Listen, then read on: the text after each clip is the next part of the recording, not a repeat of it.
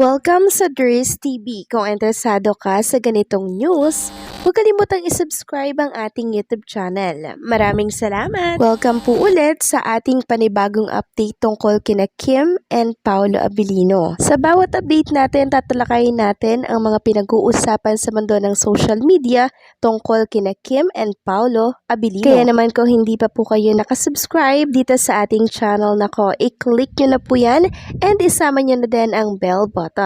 So, ayan, welcome back again sa ating YouTube channel mga kakimpaw, and sa update natin ito, ang pag-uusapan natin ay tungkol sa mga importanteng kaganapan kina Kim and syempre kay Paolo Abilino.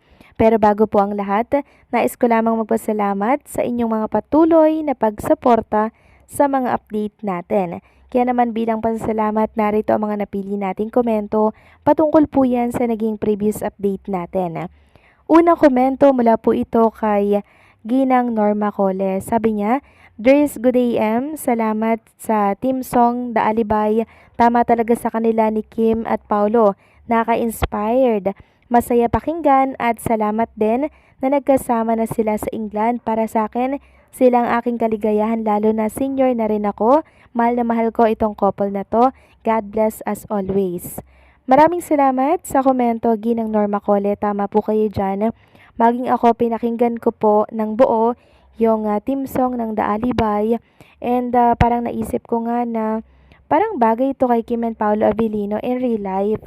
Kasi simula po nang dumating si Paolo Abilino, grabe yung pagbabago kay Chinita Princess, di ba?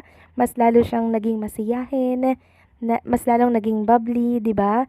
Siya yung parang sandalan ngayon ni Chinita Princess na nagbibigay po ng lakas ng loob para magpatuloy at lumaban, 'di ba? Kahit nadadapa, may dahilan at may rason para tumayo.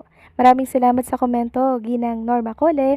God bless and maraming salamat po sa pagmamahal kay Kim and Paolo Abilino. And ang pangalawang komento naman ay mula po kay Ginang Bernadette Quirino. Sabi niya, congratulations Kim Pao, thank you Lord, Miss Dries. Sa'yo lang ako nanonood tungkol kay Kim and Paolo. Matagal na akong nagsusubaybay kay Kim at Paolo, ilang dekada na, lalo ngayon love team na sila. Lagi akong nag-aabang sa kanila, nakakapagbigay sila talaga ng saya. Isa na akong senior na nagmamahal sa Kim Pao. Maraming salamat po sa komento, no? Ginang Bernadette Quirino. So, ngayon lang nabasa yung iyong komento, no? Maraming salamat kasi maging kayo ay napapasaya po ni Kim and Paolo Abilino. Kung baga silang tambalan po yung nagiging lakas ninyo, yung nagiging happy pill ninyo sa araw-araw, di po ba? Lalo na sa mga seniors natin. Ang daming nagmamahal kay Kim and Paolo Abilino na mga seniors. So, nakakatuwa kasi yung tambalang Kim Pao, yung talagang nagiging happy pill nila sa araw-araw. So, maraming salamat po sa inyong mga komento, no? God bless and babuhay kayo. At ang last comment mula naman po kay Ma'am Marlene Acorda. Sabi niya, lubos-lubosin nyo na dyan sa Birmingham, Kim Pao. Kahit mag-PDA kayo dyan, wapak hills mga tao dyan. Walang mga marites dyan, enjoy lang kayo, Kim Pao. Nako, Ginang Marlene Acorda.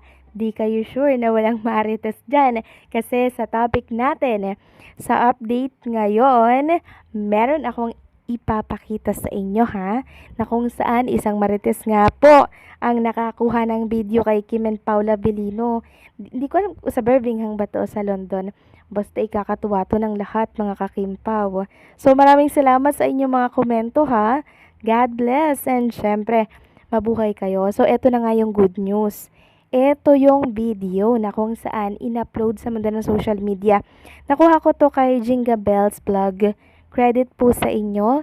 Ito yung screenshot lang naman pero actually video talaga to mga kakimpaw. So sa video na to, nakita natin na naglalakad si Kim and Paolo Abilino.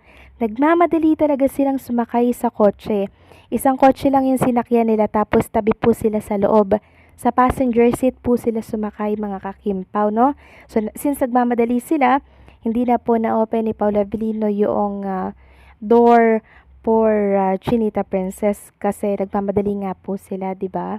So, ang nakakatuwa doon, sabay silang sumakay at tabi sila sa loob ng car. At alam nyo, mula ito sa kuha ng isang netizen na residente ata doon sa London, mga kakimpaw. At alam nyo, ayan o, nabidyuhan po sila dyan yung pagsakay ni Kim and Paolo Abilino sa loob po ng car. At ito ang masaklap dyan.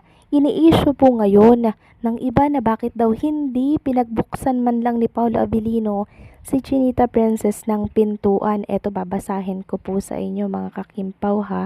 Sabi dito ng isang netizen, "Is that Paolo? Is that you, Paolo? You have to open the door for Kimi. Next time, you have to do it as gentleman.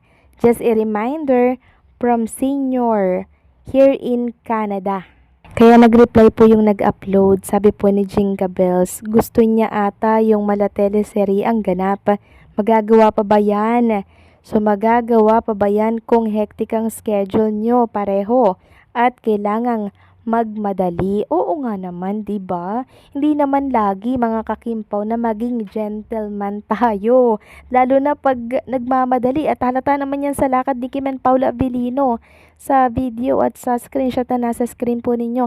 Talagang nagmamadali talaga silang sumakay sa sa car na sinakyan po nila. Siguro papunta sila ng rehearsal or what, pero nagmamadali talaga silang dalawa. Kaya hindi talaga maisisingit dito yung pagka-gentleman, 'di ba? Kasi alam naman natin na gentleman talaga si Paolo Abilino, pero hindi yun maisisingit sa ganitong sitwasyon. Alam ko mga kakimpaw na sobrang love na love natin si Kim Chu, 'di ba? Pero hindi naman po all the time, lalo na kung ganito ang schedule, magagawa po ni Paolo Abilino 'yun. So, ginawa na naman po ng issue ng iba na hindi daw po gentleman si Paolo pag walang nakaharap na camera. Hindi po yun totoo.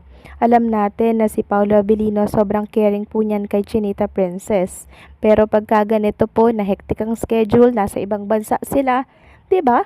May isisingit pa ba yang pagka-gentleman na yan mga kakimpaw kung ganito po ang sitwasyong nagmamadali? 'Di ba hindi po? Doon pa lang po sa magkasabay silang sumakay sa isang car, napakasaya na ng puso natin eh. Pero may isang OA na nagsasabing hindi daw gentleman. Si Paolo Abilino. Pambasag po ng kasiyahan, 'di ba? Okay na tayo dun sa magkasabay sila, 'di ba? Magkatabi sila sa loob. Okay na yun eh. Wala nga ako nakikitang mali eh. Pero may nagkomento mga kakimpaw at sinabi na you have to be gentleman for Chinita Princess next time. So, low-key lang po si Kim and Paolo Abilino mga kakimpaw at low-key lang din tayong mga fans. Huwag tayong masyadong OA, 'di ba? Sa ganitong bagay. Si Paolo Abilino, gentleman yan kung nasa oras mga kakimpaw. Ito kasing pag ano-ano nila, pagmamadali nila, wala na talaga sa oras mga kakimpaw. Kaya kailangan na sari-sarili nila ang magbukas ng door ng car. Okay? So, kayo ba mga kakimpaw, anong masasabi nyo dito? Please comment down below.